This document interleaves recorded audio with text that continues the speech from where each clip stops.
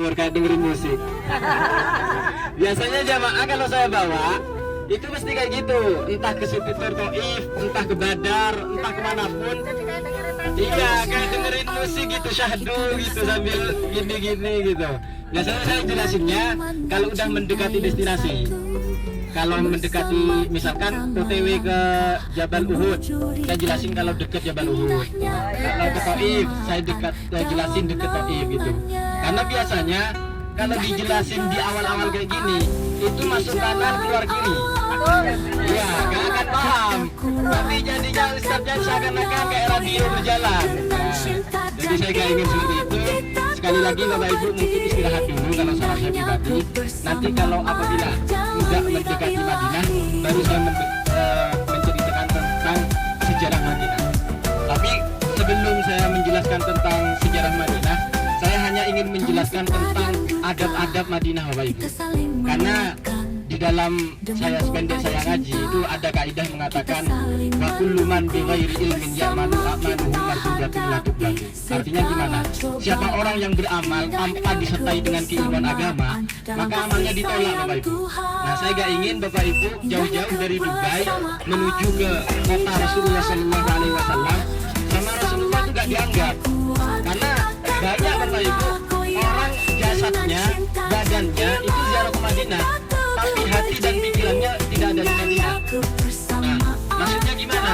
Ya jasadnya datang ke Madinah, tapi di Madinah dia buat konten seenaknya tanpa melihat aturan-aturan. Seperti itulah. Dan saya ingin menjelaskan tentang adab-adab Madinah. Menurut para ulama, kalau ke Madinah itu disunahkan memperbanyak sholawat Bapak Ibu. Memperbanyak baca sholawat. Kenapa? Para ulama mengatakan di dalam kitabnya ada nama kitab Al-Idah fi Manasikil Haji wal Umrah, karangannya Imam Nawawi. Beliau menjelaskan di situ, apabila seseorang mendatangi kota Mekah, itu disunahkan menghatamkan Al-Quran sekali sebelum dia keluar dari kota Mekah, sebelum dia kembali ke tempatnya. Tapi kalau dia datang ke Madinah, itu disunahkan memperbanyak baca sholawat. Bahkan para ulama dahulu kalau datang ke Madinah, itu paling tidak menghatamkan hadis Arba'in Nawawi, paling tidak. Tapi kalau menurut saya Bapak Ibu, kalau ke Madinah nanti perbanyak baca sholawat aja, perbanyak baca sholawat di situ. Karena apa? Apabila kita membaca sholawat di luar kota Madinah, itu yang akan menyampaikan sholawat kepada Rasul itu malaikat. Jadi contoh Bapak Ibu mengucapkan salam di sini di Mekah, ataupun di Dubai, ataupun di Indonesia, itu nanti sholawat kita itu yang menerima itu malaikat yang ada di makam Rasulullah, kemudian menyampaikan kepada Rasulullah, wahai Rasulullah, orang ini menyampaikan salam kepadamu. Nah, itu kalau kita sholawat di luar Madinah Bapak Ibu. Tapi kalau kita sholawat di dalam kota Madinah, itu Rasulullah langsung menjawab. Makanya dianjurkan oleh para ulama di Madinah memperbanyak baca sholawat. Sholawatnya sholawat apa Ustaz? Bebas. Yang penting sholawat. Yang penting sholawat. Terus yang kedua Bapak Ibu, biasanya terutama di sana bapak-bapak. Bapak-bapak itu kalau keluar dari Masjid Nabawi, itu biasanya sendalnya dilempar. Mohon maaf, pinjam sandalnya Pak ya. Oke. Nah, biasanya keluar Masjid Nabawi ya, itu dilempar gini sendalnya. Ditaruh bawah itu dilempar. Maksud saya, di bawah tanah Masjid Nabawi itu ada jasad mulia Rasulullah. Masa kita ada jasad mulia mau ngelempar gitu kan gak etis, etikanya gak ada gitu.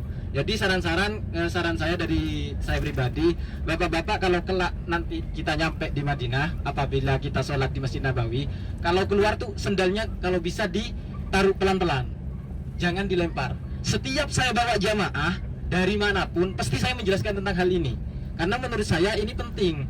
Disitulah salah satu titik kita tahu orang ini berilmu apa tidak, begitu loh.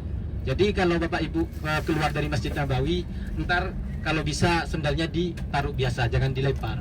Kemudian yang kedua untuk ibu-ibu, itu kalau bisa jangan bicara keras, karena ada hadis mengatakan janganlah kamu bersuara keras melebihi suara Nabi.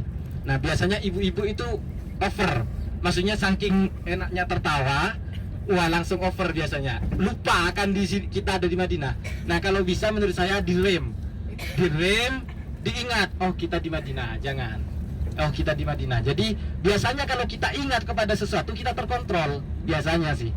Kalau kita ingat di Madinah, oh iya di sini ada Rasulullah, malulah kita suaranya keras-keras. Nah, biasanya terkontrol di situ. Tapi kalau di situ udah lupa bahwasanya dia ada di Madinah, udah dia akan seenaknya di situ. Jadi untuk ibu-ibu saya mohon maaf, kalau bisa suaranya jangan keras-keras. Boleh tertawa boleh, tapi jangan keras-keras, karena kita menjaga adab kepada Rasulullah.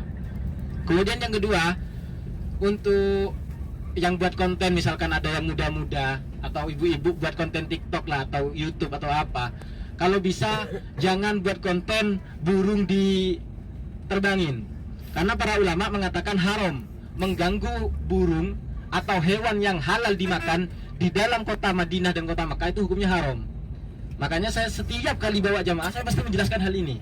Biasanya orang-orang yang nggak tahu buat konten burung lagi makan diterbangin, kalau nggak ditipu, ya beli makanan ini habis itu hanya buat konten. Nah itu jangan ya.